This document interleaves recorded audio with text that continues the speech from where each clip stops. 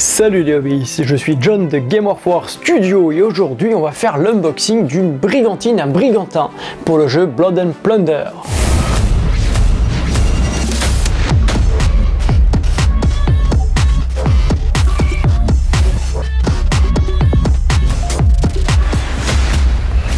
On se retrouve donc pour faire l'unboxing de cette brigantine. C'est un bateau full résine qui est proposé par Firelock Games. Et donc en fait tous les bateaux sont full résine avec quelques pièces métal ou plastique en fonction d'eux. Et celui-ci c'est un bateau de classe moyenne. Le plus petit qu'on a dans le jeu c'est le sloop. Attention, sloop ne veut pas dire petit bateau, hein, attention. Mais c'est le plus petit qu'on a. On va pas parler des barques et des pirogues, etc. Et après on a les frégates et le plus grand c'est le galion espagnol. Le plus grand d'ailleurs, le plus cher aussi, qui a plus de 300 balles. Et donc aujourd'hui je vous propose de découvrir comment est fait un bateau, pour voir la qualité de la figurine et là en l'occurrence du brigantin, de la brigantine. À savoir, petite digression, que c'était le bateau à gagner dans le CDR, mais personne ne le gagnera. Pourquoi?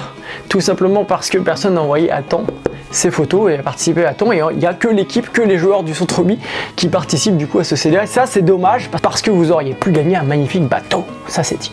Alors, donc on va ouvrir cette petite boîte. Donc l'emballage, carton classique. À l'arrière, vous avez les cartes montrées, le bateau monté. Bref, rien d'exceptionnel. Ça reste quand même un joli emballage pour ceux qui collectionnent les boîtes. Alors oui, il y a des gens qui collectionnent les boîtes. Nous, par exemple, on garde toutes les boîtes et on les met en décoration. Et comment c'est présenté dedans? C'est présenté comme ça. C'est emballé dans du papier. Il n'y a plus rien dans la boîte. Qu'est-ce qu'on trouve à l'intérieur? On va trouver donc le bateau en résine et ensuite on va trouver les différents mâts. On n'a pas de voile, attention, les voiles il faudra les fabriquer. On a la carte, dommage, la carte elle est abîmée, ça c'est franchement dommage. Le packaging là, attention. Et donc vous avez les caractéristiques de votre brigantin, donc brigantine en anglais, avec le placement des canons, etc. etc. Ensuite, vous avez à proprement parler donc les mâts, donc c'est de la baguette en bois, hein, ça peut se remplacer, vous pouvez en imprimer d'autres, enfin bref, il y a moyen de faire quelque chose d'autre si vous voulez vous passer de ça. Et après, à l'intérieur ici, vous avez des petites pièces. Hop, vous avez des petites pièces en résine, ça c'est de l'impression 3D. En résine donc d'impression 3D, vous avez pour les sabords ici, pour ces petites portes là qui se nettoient, hop, pour passer les canons. C'est de la résine donc il y a du travail dessus. Vous avez les petites portes qui peuvent se mettre ici.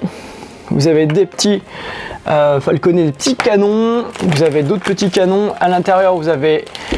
Hop, on va sortir tout le matos. À l'intérieur vous avez du MDF. Une petite plaque de MDF pour les différentes parties du bateau. Je vous invite d'ailleurs à aller voir la vidéo que j'ai faite sur le livre des gréements et des voiles qui vous donnera pas mal d'infos sur quoi et quoi sur un bateau. C'est intéressant quand on n'a pas la base culturelle de la marine.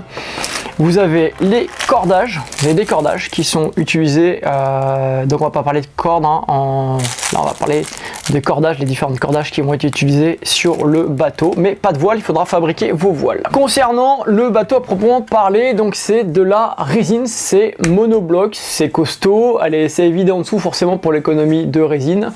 La définition est vraiment propre, il y a du travail de ponçage à faire, évidemment c'est de la résine, donc il y a quelques petites lignes de moulage à défaire, très peu, des petites scories ici d'injection. Il faudra percer ici les sabords, là ce que vous avez là, ici, là il faudra les percer avec un couteau de modélisme pour pouvoir les libérer, voilà, mais c'est pas quelque chose qui est très compliqué en soi. Attention de ne pas vous blesser, voilà, mais ça se fait quand même assez rapidement, il n'y a pas un énorme travail. J'ai eu des pièces de chez Forge World où il y avait énormément de boulot à faire, notamment les anciennes versions de certains grands véhicules. Et là, globalement, je peux vous dire que c'est quand même assez propre, il n'y a pas énormément de travail à faire dessus. Donc franchement ça le fait bien. Si vous voulez vous rendre compte un petit peu de l'échelle, je vais utiliser deux figurines. Là vous avez deux figurines de Foundry miniature. Voilà, et si je les mets sur le bateau, voilà ce que ça donne à peu près. Le bateau fait combien de centimètres de longueur? Alors, de la proue à la poupe, 33 cm. 33 cm de longueur pour, hop, de tribord à bâbord, 11,4, ouais, 11,5 cm de large. Alors clairement, si on devait mettre un Brigantin à l'échelle du 28 mm, du 25-28 historique, il serait beaucoup plus long. Clairement, il serait beaucoup plus long. Là, les bateaux sont faits pour qu'il y ait une échelle raisonnable sur la table de jeu en termes visuels et à la fois en termes de jeu, que ça soit possible de mettre toutes les figurines qu'il faut pour pouvoir faire tourner le bateau. Donc grosso modo, ils ont eu un choix à faire entre l'échelle historique à proprement parler et l'échelle de Wargame pour que ça soit jouable, utilisable et qu'on puisse faire correspondre le nombre de figurines d'équipage nécessaires pour faire tourner le bateau, quoi.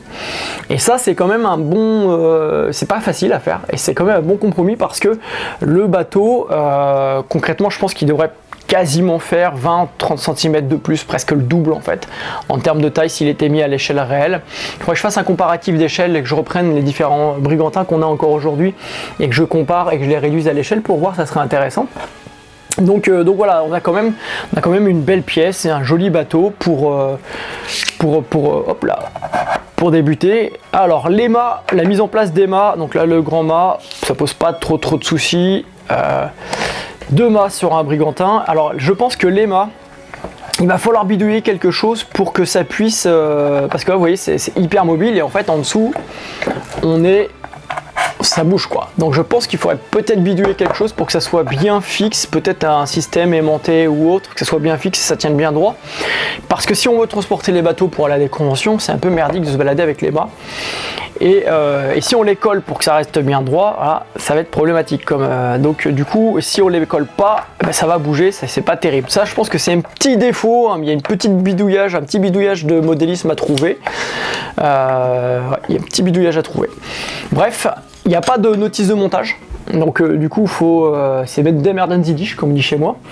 Donc il faut trouver une notice de montage, vous renseigner sur internet, regarder éventuellement sur la boîte la photo, parce qu'ils ont mis des photos, comment les gréements sont montés, etc. Donc voilà, donc il y a un petit peu de boulot de recherche, de travail de modélisme à faire. Clairement, on est dans du jeu historique, c'est pas un truc qui arrive tout fait, on n'est pas dans du fast-food wargame, c'est pas un truc qui arrive tout fait, puis hop, c'est parti quoi. Donc il y a un peu de boulot, et sur le travail de la résine, et sur le montage, un peu de travail de recherche pour que ça puisse coller historiquement, parce qu'on est dans un jeu historique, je le redis, que ça puisse coller à la faction que vous allez jouer. Là concrètement, moi cette brigantine que je vais utiliser du coup, je vais l'utiliser pour monter un équipage de corsaires, enfin de pirates, pas de corsaires c'est pas encore, mais de pirates français je pense. Voilà donc si vous voulez que je vous fasse une vidéo, montage, peinture etc, réagissez vite dans les commentaires, mettez-le dans les commentaires et je vous ferai une vidéo. Et si vous réagissez pas vite, ça va être monté assez rapidement, voilà, pour pouvoir faire prochainement les initiations au centre Bi. On va prévoir encore une fois un autre week-end pour pouvoir faire des initiations et découvertes autour de ce jeu. Voilà les hobbyistes pour cet unboxing express. Encore une fois, si vous voulez que je fasse quelque chose en vidéo autour de ce Brigantin, n'hésitez pas à le mettre dans les commentaires assez rapidement. Grosso modo, je crois que ça doit coûter autour de 90 ou 100 € selon les boutiques d'acheter ce type de bateau. Encore une fois, j'ai fait une vidéo sur les différentes boutiques qui fournissent du matériel pour Blood and Plunder. Voilà, j'espère que cette vidéo vous aura plu. Franchement, Blood and Plunder est un excellent jeu, n'hésitez pas à vous lancer dessus, combien même c'est en anglais, on peut vous aider, on a le Discord qui est là pour ça, je vais faire une fiche de référence pour vous aider, une traduction, moi je dis ça comme ça, et peut-être en cours, j'en sais rien, ou pas. Donc voilà, donc n'hésitez pas à vous lancer sur le jeu parce que c'est un jeu qui est vraiment très intéressant par ses mécanismes, sa période, son univers, c'est un jeu qui est plaisant. J'espère que cette vidéo vous aura plu. Si c'est le cas, laissez-moi un pouce vers le haut pour aider au référencement à faire connaître Blood and Plunder. N'hésitez pas à vous abonner si ce n'est pas déjà fait. Si vous voulez soutenir la chaîne, direction Figurines et Hobby, le code Games of War pour nous faire bénéficier de 5% de vos commandes, un soutien qui est très utile pour le développement de nos activités, ou Tipeee. Je préfère les commandes sur la boutique, honnêtement. Et en attendant, je vous dis à bientôt les hobbyistes.